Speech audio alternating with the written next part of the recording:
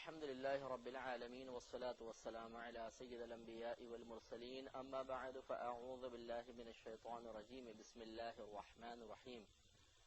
الفرقان پروگرام کے سلسلے میں توحید و شرک کا بیان چل رہا تھا، اور یہ اس کا تعلق یقیناً آپ کو معلوم ہے کہ عقائد سے ہے، تو عقائد کا بیان ہو رہا تھا، اور اس کے ضمن میں توحید کا مفہوم، پھر شرک کا مفہوم اور اس کی اقسام کا تفصیلی طور پر بیان ہوا۔ اور اس کے بعد ہم ان امور کا تذکرہ کر رہے ہیں کہ جن میں یہ وہم ہو سکتا ہے کہ شرک کا ارتکاب تو نہیں ہو رہا، اور بعض صورتیں ہوتی بھی ایسی ہیں کہ واقعی ان میں شرک کا مفہوم یقیناً پایا جاتا ہے، تو اس لیے مکمل طور پر معلومات کا حاصل ہونا، خصوصاً جن کا تعلق عقائد سے ہو، یہ بے حد ضروری ہے۔ تو انہی امور میں سے ایک معاملہ کہ جس میں شرک کا وہم ہو سکتا ہے، وہ اللہ تبارک و تعالیٰ کے علاوہ مخلوق کی تعظیم کرنے کا مسئلہ تھا، کہ کیا اللہ تعالیٰ کی تعظیم کے ساتھ ساتھ اگر مخلوق کی تعظیم کا تصور بھی رکھا جائے تو کہیں یہ شرک تو نہیں ہوگا۔ تو آپ کو ہم نے تفصیلی طور پر بتایا کہ اگر اس میں قیودات شرعیہ کا لحاظ رکھا جائے تو غیر اللہ کی تعظیم شرک نہیں ہوتی۔ اور اس کے بعد اب ان امور کا بیان چل رہا ہے کہ جہاں شریعت نے تعظیم کو منع فرمایا، گویا کہ اس مقام پہ تعظیم یا تو کفر تک پہنچتی ہے، یا حرام اور گناہ کبیرہ ہوتی ہے، اور یا بدعت و گمراہی ہوتی ہے۔ ان میں سے ایک آج ہم مزید عرض کریں گے، اور وہ ہے قبروں کو سجدہ کرنے کے بارے میں، کہ قبور کو سجدہ کرنا یہ سختی کے ساتھ منع ہے۔ اور یقینی سی بات ہے کہ یہ سجدہ دو قسموں میں سے ایک ہو سکتا ہے، کہ یا تو صاحب قبر کو آدمی لائق عبادت سمجھ کے سجدہ کر رہا ہے تو یہ سجدہ عبادت ہوگا، اور سجدہ عبادت کفر و شرک ہوتا ہے، اور یا پھر کرنے والا اسے تعظیم کی نیت سے کر رہا ہے کہ اس کے نزدیک صاحب قبر اس قابل ہے اور اتنا معظم ہے کہ اس کی تعظیم کے لیے وہ جھک رہا ہے، تو یہ سجدہ تعظیمی ہوگا۔ اور بھی تفصیلی کلام ہو چکا کہ سجدہ تعظیمی چاہے زندہ انسان کو کیا جائے، چاہے قبر کے سامنے کیا جائے، ہماری شریعت میں ناجائز اور حرام ہے، گناہ کبیرہ ہے، لیکن یہ کفر و شرک نہیں ہوگا۔ لہذا یہ ضروری ہے کہ اگر کسی شخص کو مزار کے سامنے جھکا ہوا پایا جائے، مثلا وہ سجدہ کر رہا ہے، اگر آپ کو نظر آ جائے تو فوری طور پہ اس پہ کفر و شرک کا فتویٰ جاری نہیں ہو سکتا، بلکہ پہلے اس سے معلوم کیا جائے گا کہ آپ کس نیت سے جھکے ہوئے ہیں۔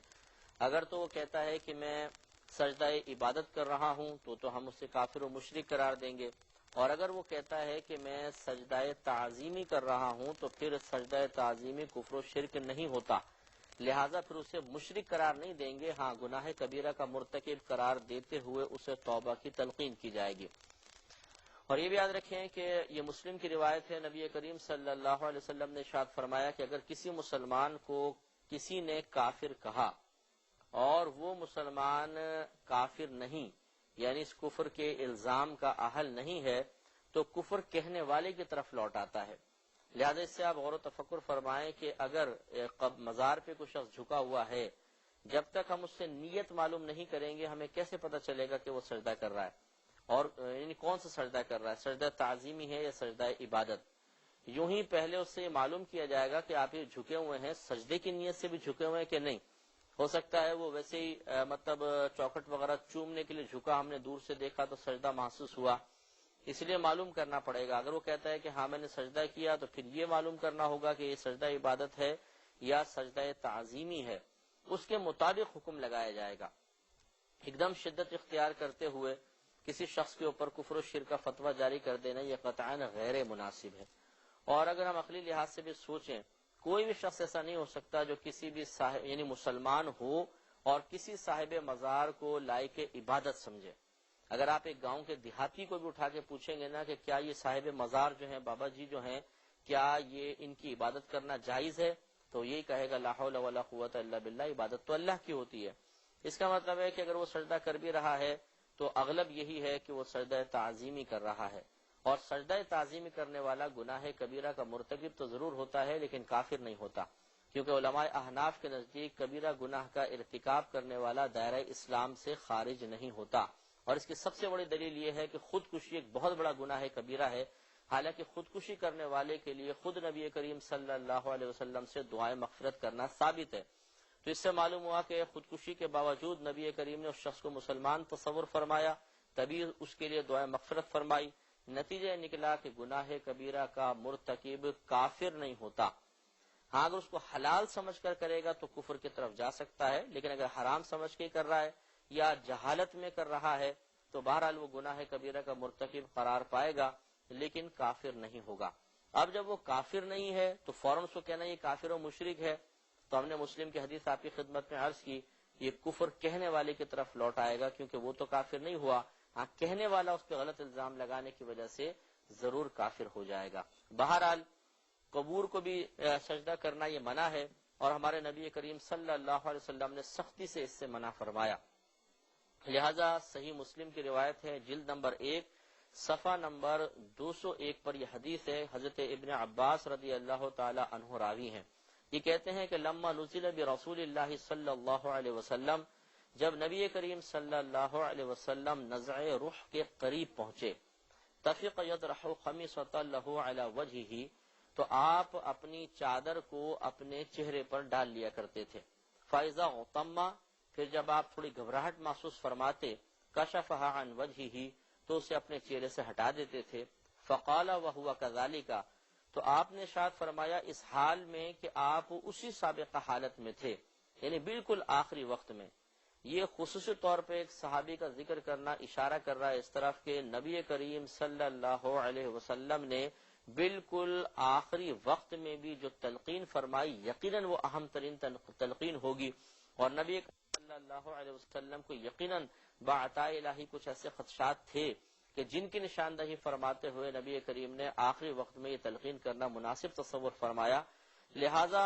سرکار مدینہ صلی اللہ علیہ وسلم نے فرمایا کہ لعنت اللہ علی الیہود والنصارى، اللہ کی لعنت ہے یہود پر اور نصارہ پر، یعنی عیسائیوں پر اور یہودیوں پر۔ وجہ کیا ہے؟ اتخذوا قبور انبیائہم مساجدا، کہ انہوں نے اپنے نبیوں کی، انبیاء علیہ السلام کی قبروں کو سجدہ گاہ بنا لیا۔ یحذر مثل ما صنعوا، صحابی کہتے ہیں کہ دراصل نبی کریم صلی اللہ علیہ وسلم اس کام سے بچانا چاہ رہے تھے، روکنا چاہ رہے تھے جو یہودیوں اور عیسائیوں نے کیا۔ تو معلوم یہ ہوا اس حدیث پاک سے یہ پتہ چلا کہ نبی کریم صلی اللہ علیہ وسلم یہود و نصارہ کے عمل سے خوف محسوس فرماتے تھے کہ ان سے اختلاط کی بنا پر کہیں مسلمان بھی ایسا کام کرنے نہ لگ جائیں کہ وہ اپنے نبی کی قبر کو سجدہ گاہ بنا لے، کیونکہ رحمت کونین صلی اللہ علیہ وسلم یقیناً اللہ تعالیٰ کی عطا سے علوم غیبیہ پر مطلع تھے، اور آپ کو معلوم تھا کہ آنے والی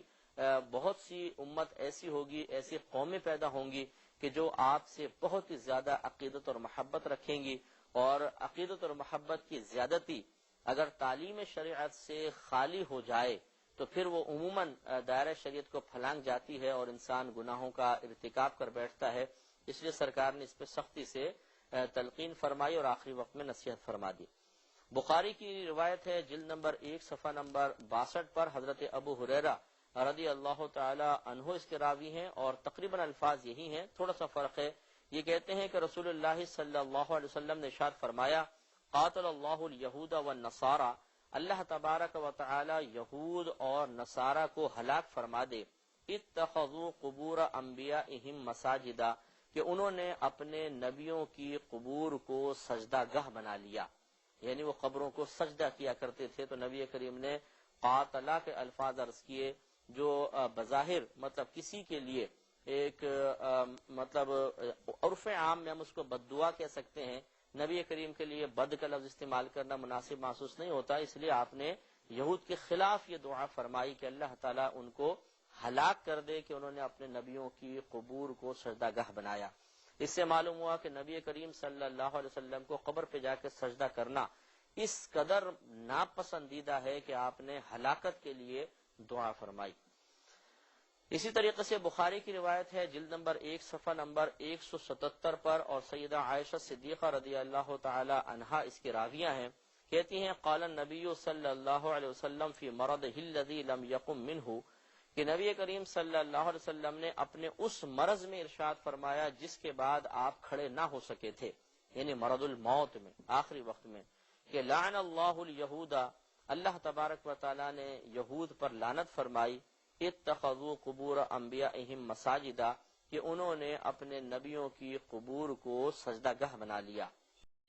قالت عائشہ، سیدہ عائشہ صدیقہ رضی اللہ تعالی عنہ نے ارشاد فرمایا کہ لولا ذالک، اگر یہ معاملہ نہ ہوتا کہ یہود کی ایک مثال موجود تھی کہ انہوں نے اپنے نبیوں کی قبور کو سجدہ گاہ بنا لیا، اگر یہ معاملہ نہ ہوتا لَأُبْرِزَ قَبْرُهُ، تو ضرور نبی کریم صلی اللہ علیہ وسلم کی قبر مبارکہ کو ظاہر کر دیا جاتا، حجرہ مبارکہ کھول دیا جاتا،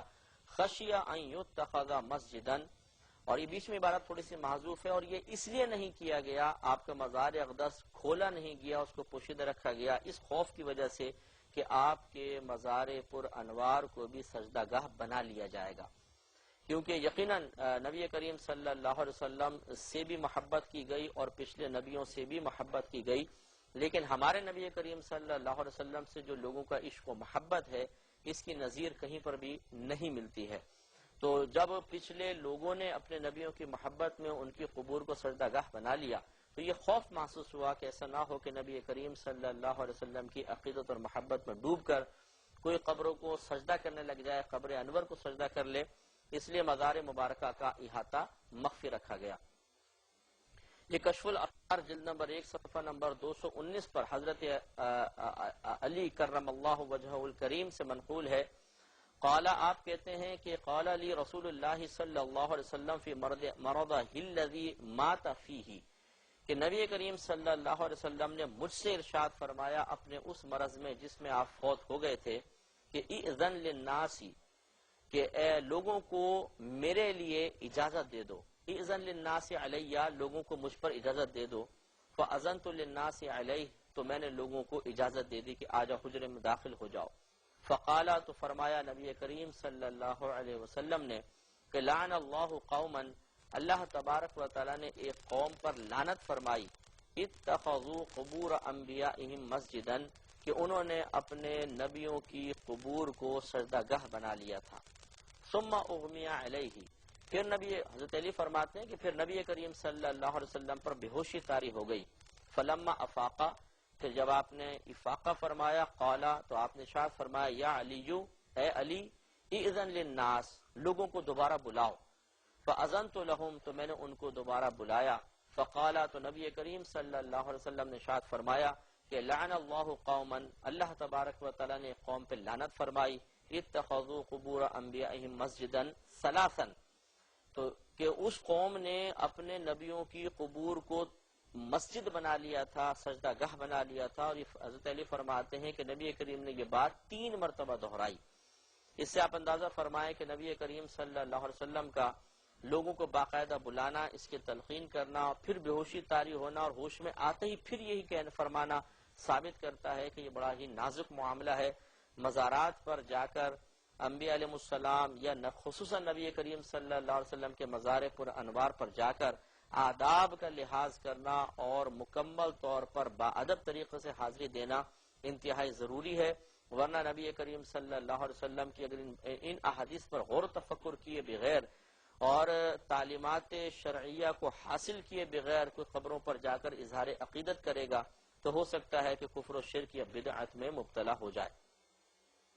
یہ مسند امام احمد بن حنبل کی روایت ہے، جلد نمبر 1 صفحہ نمبر 405 پر یہ روایت ہے، حضرت عبداللہ بن مسعود رضی اللہ تعالی عنہ اس کے راوی ہیں، کہتے ہیں کہ قال رسول اللہ صلی اللہ علیہ وسلم، نبی کریم صلی اللہ علیہ وسلم نے ارشاد فرمایا،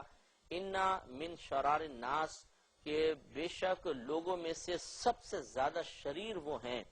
کہ من تدرکہم الساعہ، کہ جنہیں قیامت پکڑے گی یا ان کو قیامت ان تک پہنچے گی، وہم احیاء، اس حال میں کہ وہ زندہ ہوں گے۔ یعنی ایک تو وہ لوگ بیان فرمائے کہ جو جب قیامت قائم ہوگی اس وقت لوگ زندہ ہوں گے، سارے کے سارے کافر ہوں گے۔ دوسرا فرمایا وَمَن يَتَّخِذَ الْقُبُورَ مَسَاجِدَ، اور وہ لوگ کہ جنہوں نے قبور کو سجدہ گاہ بنا لیا۔ اللہ تبارک و تعالیٰ سے دعا ہے کہ رب کریم ہمیں ان تمام روایات کو پیش نظر رکھتے ہوئے ہمیشہ اس بدعت قبیحہ سے بچنے کی توفیق عطا فرمائے۔ وآخر دعوانا ان الحمد للہ رب العالمین۔